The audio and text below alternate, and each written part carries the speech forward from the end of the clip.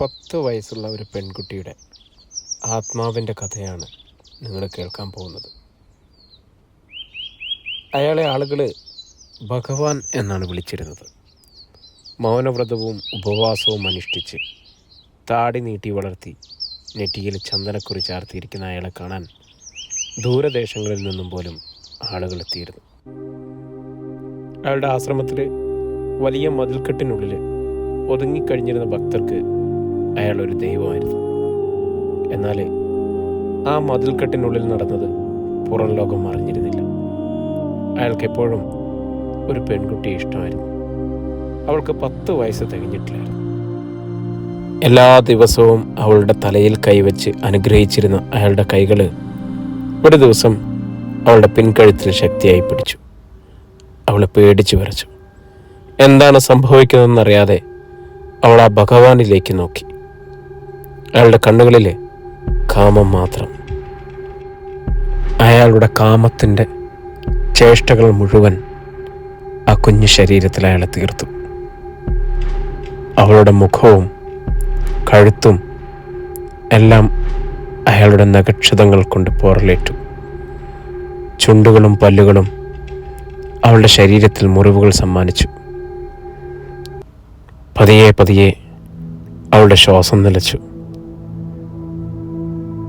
ഭയന്നു വിറച്ച അയാള് അവളെ ആരും അറിയാതെ കത്തിച്ചു. ഭസ്മമായി മാറിയ അവളുടെ ശരീരം അയാൾ ആളുകൾക്ക് പ്രസാദമായി നൽകി. പക്ഷെ അവൾക്ക് ഭഗവാനോട് പ്രതികാരം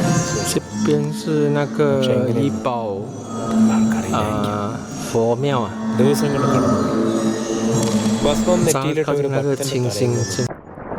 ഒരു ശബ്ദമായിരുന്നു, എന്നെ കൊല്ലരുത്. ആളുകൾ പേടിച്ചു വിറച്ച് അയാളെ നോക്കി. പക്ഷെ അയാൾക്കൊന്നും അറിയില്ലായിരുന്നു. പിന്നീട് അനേകം ആളുകൾ ഭസ്മം നെറ്റിയിലിട്ടപ്പോൾ ആ ശബ്ദം വീണ്ടും വീണ്ടും കേട്ടു. നിങ്ങൾ എൻ്റെ കൊലയാളിയുടെ കയ്യിൽ നിന്നും പ്രസാദം വാങ്ങി ധരിച്ചു. നിങ്ങളുടെ നെറ്റിയിലുള്ളത് അവൻ്റെ പാപങ്ങളുടെ അംശമാണ്. ആളുകൾ ഭയന്നു. എങ്കിലും ഭഗവാൻ അവരുടെ ആശങ്കകളെ തള്ളി. ഇതൊരു ദുരാത്മാവിൻ്റെ ശബ്ദമാണ്. എൻ്റെ ശക്തിക്ക് മുന്നിൽ അത് നിലനിൽക്കില്ല. എന്നാൽ ആ ഭസ്മം നെറ്റിയിലിട്ട് ഓരോരുത്തരും ഓരോ ദിവസവും രാത്രിയിൽ ആ പെൺകുട്ടിയുടെ നിലവിളിയിൽ കേട്ടു തുടങ്ങി. അത് കേട്ട് ഭയന്നുപോയ ആളുകൾക്ക് പിന്നീട് ഉറങ്ങാൻ പോലും കഴിഞ്ഞില്ല. ഭസ്മം കൊണ്ടുപോയ ആളുകൾ അത് ആത്മാവിൻ്റെ ശബ്ദമാണെന്ന് മനസ്സിലാക്കി ഭയന്നു വിറച്ചു. അവർ ഭസ്മം ആശ്രമത്തിൽ തിരികെ നൽകാൻ ചെന്നു. എന്നാൽ ആശ്രമം വിജനമായിരുന്നു. ഭഗവാൻ അപ്രത്യക്ഷനായിരുന്നു.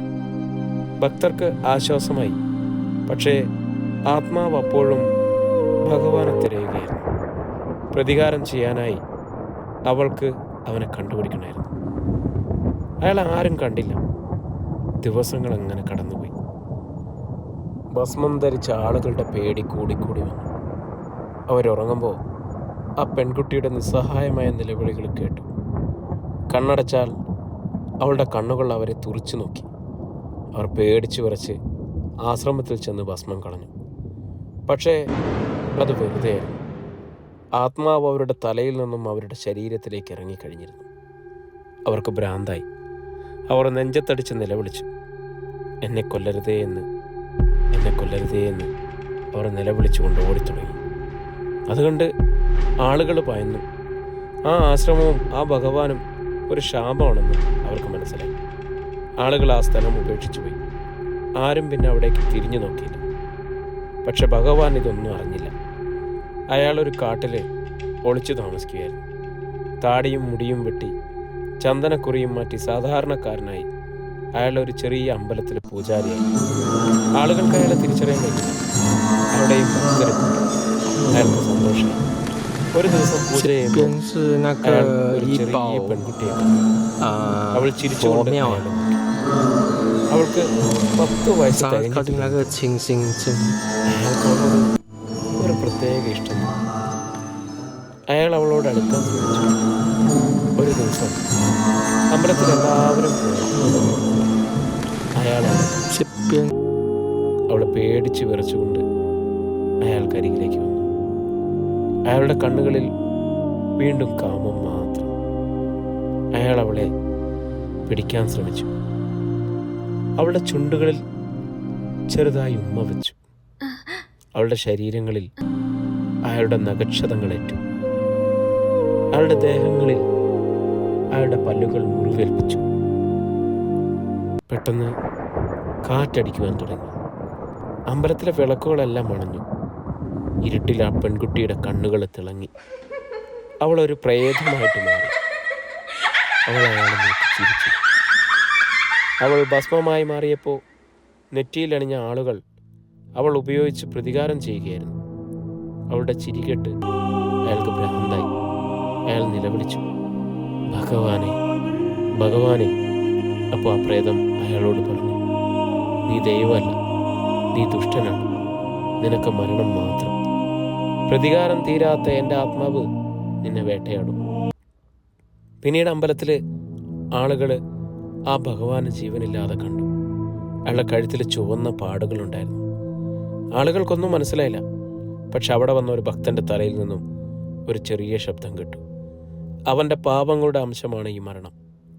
എൻ്റെ പ്രതികാരം അവസാനിച്ചിരിക്കുന്നു. അത് കേട്ട് എല്ലാവരും പേടിച്ച് വിറച്ചോടിപ്പോയി. ആ അമ്പലം പിന്നീട് ആരും തുറന്നില്ല. ആ പ്രേതം പിന്നീട് ആരെയും ശല്യം ചെയ്തില്ല. അത് ഭഗവാന്റെ മരണത്തോടെ ശാന്തമായി. ഈ കഥയും ഇവിടെ അവസാനിക്കുകയാണ്. ഇതുപോലെ അരുങ്കൊല ചെയ്യപ്പെടുന്ന കുഞ്ഞു മക്കളുടെയൊക്കെ പ്രേതങ്ങൾ ഒന്നുകൂടി പുനർജനിച്ചിരുന്നുവെങ്കിൽ ഓരോ കബാലികരെയും അവർ തന്നെ പ്രതികാരം വിട്ടുമായിരുന്നു അല്ലേ എന്ന് വെറുതെയെങ്കിലും ഒന്ന് ആശിച്ചു പോവുകയാണ്. വീണ്ടും നമ്മൾ പുതിയൊരു കഥയുമായിട്ട് കണ്ടുമുട്ടും.